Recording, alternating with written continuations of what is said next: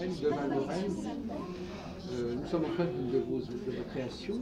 Que vous utilisez d'ailleurs pour vous-même. C'est une espèce de canon énergétique. Oui, c'est un canon énergétique, c'est de l'énergie, c'est des émissions quantiques, c'est-à-dire c'est des quantas, des paquets d'ondes à ultra haute fréquence et qui ont la particularité de faire vibrer les molécules d'eau du corps. Eh oui. Et par la vibration de la molécule d'eau, puisque c'est ainsi que je travaille notamment, eh bien j'arrive à, une fois avoir fait un pronostic extrêmement sérieux, régler certains problèmes chez les êtres humains. Donc c'est de la médecine énergétique. Alors le mot médecine évidemment est entre guillemets parce que j'ai pas envie d'avoir des problèmes avec le conseil du désordre. Voilà. D'accord. Et donc on voit qu'il y a marqué émet. Émet, vérité. Comme sur le golem. Voilà, comme là il y a marqué Refoua, comme là il y a marqué El Narafa Nala. Donc on fait appel à l'ange Raphaël. Oui, bien en sûr. fait, l'ange c'est une valeur strictement, je dirais, moderne et chrétienne, parce qu'en vérité ce sont des souffles divins, les rois. Alors vous nous disiez tout à l'heure que il faut parfois vous lever de très bonne heure pour que les choses soient construites au bon moment. Oui, je me lève Les heures planétaires. souvent la nuit à cause des heures planétaires. Quel que soit...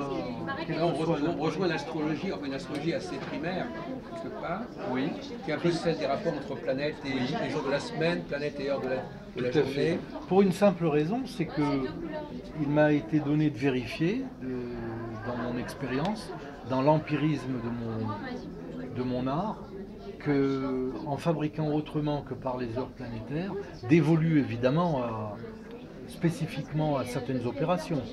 Il ne faut pas oublier qu'on est quand même dans un domaine de cabale, même s'il y a de l'électromagnétisme et de la radionique. J'ai mélangé les trois sciences, mais c'est quand même Radionique, c'est aussi le pendule. la radiesthésie. Oui, voilà. Voilà, la radiesthésie. Mais j'ai quand même une valeur kabbalistique importante dans mon art et je ne peux pas faire n'importe quoi.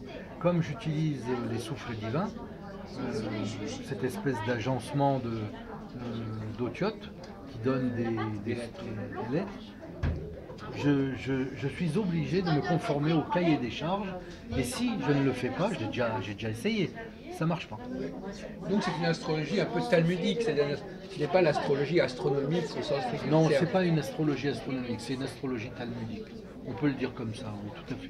Voilà. Et j'y suis assez fidèle parce que, alors c'est fatigant parce qu'on est obligé de se lever des fois à Oui. des heures, Ben, les alchimistes sont obligés souvent de faire ça, ils sont... bien sûr.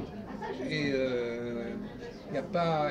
Bon, finalement, il y a sept planètes qui se suivent, c'est ça, dans la journée, à trois fois de suite. C'est ça, je sais pas. exactement. Alors il y a plusieurs types de tableaux, il y a plusieurs auteurs, hein, c'est toujours pareil. Certains même sont en contradiction sur certaines horaires. Donc vous suivez une certaine façon de Oui. faire. Oui. Certaines heures sont en contradiction. Enfin, les horaires sont pas nécessairement les mêmes selon les auteurs. Oui. Moi j'ai une espèce de fidélité quand même pour un certain classicisme. Donc finalement, vous, ce qui compte, c'est que ça fonctionne. C'est ça le critère. Donc si vous faites c'est quelque ça. chose et que ça ne va pas, il faut corriger. C'est comme une voiture. Vous avez une formation comme d'ingénieur, donc vous avez besoin de cette idée que l'action que vous engagez, elle soit validée par les résultats. Absolument. Et ça, c'est indérogeable. Je m'en suis fait un credo, c'est une règle d'or. Si ça marche pas, je suis nul. Voilà. Et L'avantage, c'est que... d'améliorer le produit, justement. Oui, il est perfectible. Oui. Il est perfectible. Il n'est jamais parfait, un produit. Oui. On peut l'améliorer dans la qualité et puis même dans le sens du fonctionnement. En revanche, dès qu'il est mis sur la place pour l'utiliser, eh bien, il doit fonctionner.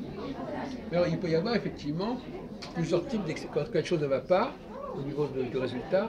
Ça peut être lié à plusieurs niveaux. Ça peut être l'heure, Oui. ça peut être la fabrication de l'objet, Le les rituel, métaux, les matériaux, un mauvais le rituel. Donc il faut, voilà, il y a toutes sortes de facteurs qui peuvent empêcher le processus de donner satisfaction. Exactement. En fait, si vous voulez, un appareil, alors ce sont des appareils qui sont, selon mon acception du terme, sont des appareils vivants. C'est pas une vie au sens biologique, bien entendu, mais c'est quand même une vie métaphysique énergétique. Vous leur avez donné vous-même quelque part de la vie. Je leur ai C'est un donné. peu vous appelez tout à l'heure le golem. Un peu comme le golem, bien sûr. C'est pour ça qu'il y a marqué émettre. Oui, voilà, exactement. Vous enlevez le Aleph, ça fait mettre la mort. Donc c'est évident qu'il y a une vie là-dedans. Et pour que la vie soit saine et dévolue à la construction et pas à la destruction, je me conforme à un cahier des charges extrêmement rigoureux, sérieux. Je ne peux pas faire n'importe quoi. Oui. Donc je suis des fois fatigué parce que c'est une contingence, épuisé. Oui.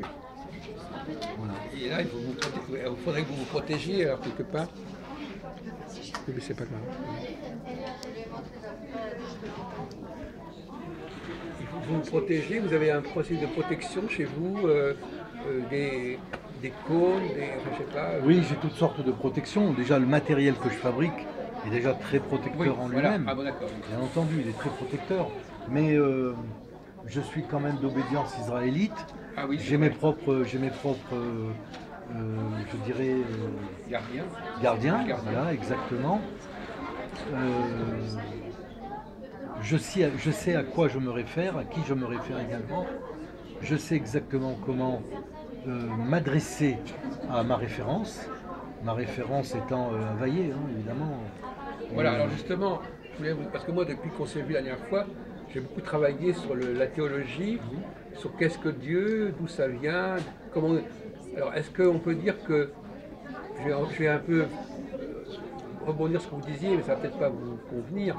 Est-ce que Dieu est aussi une énergie que les hommes ont en quelque sorte inventée, ou qu'ils ont élaborée, ou qu'ils ont mis en orbite, je sais pas.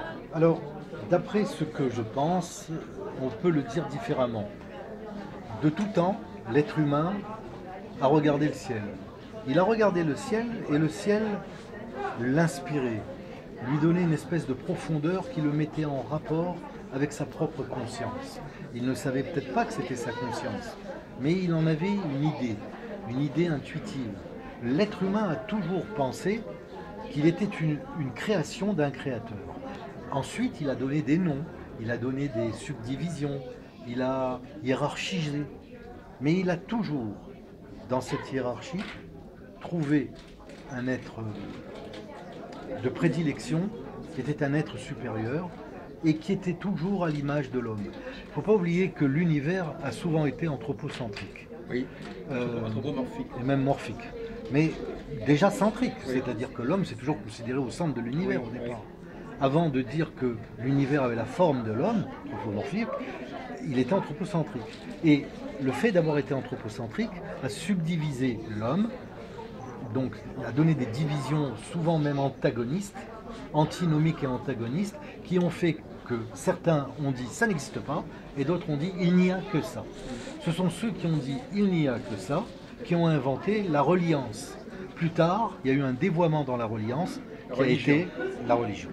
Voilà. Mais la religion procède quand même d'une mystique. Et à l'origine de tout, la mystique était commune. Pour une simple raison, c'est qu'à la base, l'homme ne peut pas, c'est pratiquement indubitable, il ne peut pas se référer en tant qu'être créé à une non-création. C'est impossible. C'est-à-dire que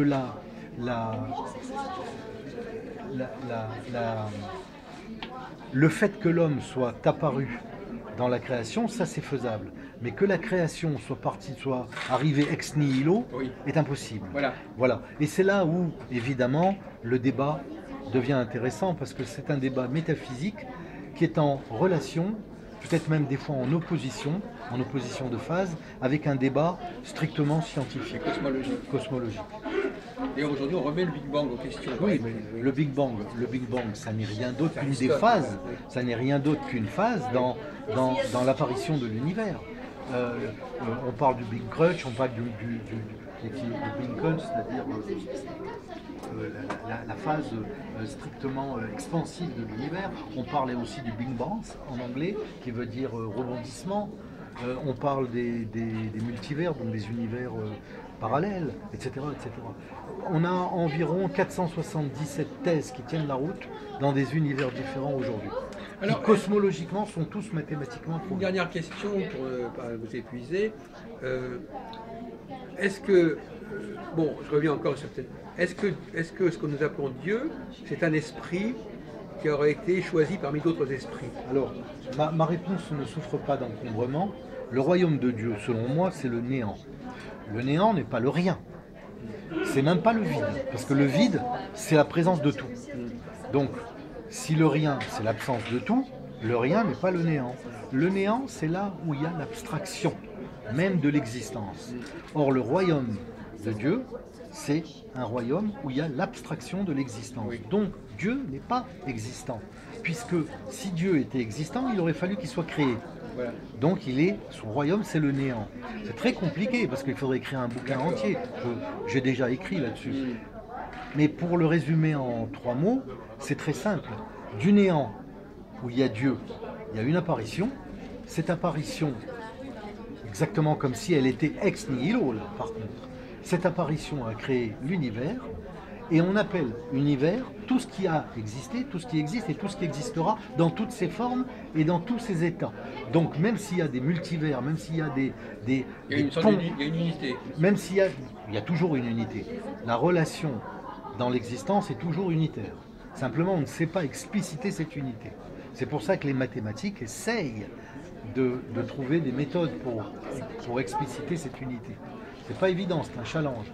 Mais en tout état de cause, Dieu, en tant que tel, ne peut pas exister. Pourtant, il est. Il est, donc il aurait été, par exemple, dans la relation entre les Juifs, parce que vous parlez de vous êtes d'origine israélienne, entre les Juifs et leur Dieu, est-ce que Yahvé c'est le Dieu des Juifs ou est-ce que c'est le Dieu de l'univers? Non, c'est le Dieu de l'univers. C'est le Dieu de l'univers, mais il a été contrefait. De cette contrefaçon sont apparus des schismes, dont la chrétienté notamment, et de ces schismes sont apparus des avatars et des anomalies, comme le catholicisme. C'est pas une tare d'être catholique, par contre c'est une tare de croire que c'est une religion originelle. Bon, écoutez, je crois qu'on va suspendre notre entretien. Alors il faut savoir quand même, c'est le mot de la fin, c'est que si Havaïe c'est le Dieu dans le néant, on peut considérer que son expansion dans la survivance, notamment de l'humanité, c'est Elohim. Elohim, c'est une partie divine de Havaïe. C'est celle qui est dévolue à la gestion du monde, notamment le monde physique. Donc, en quelque sorte, pour vous, vous prononcez Havaïe, moi je veux bien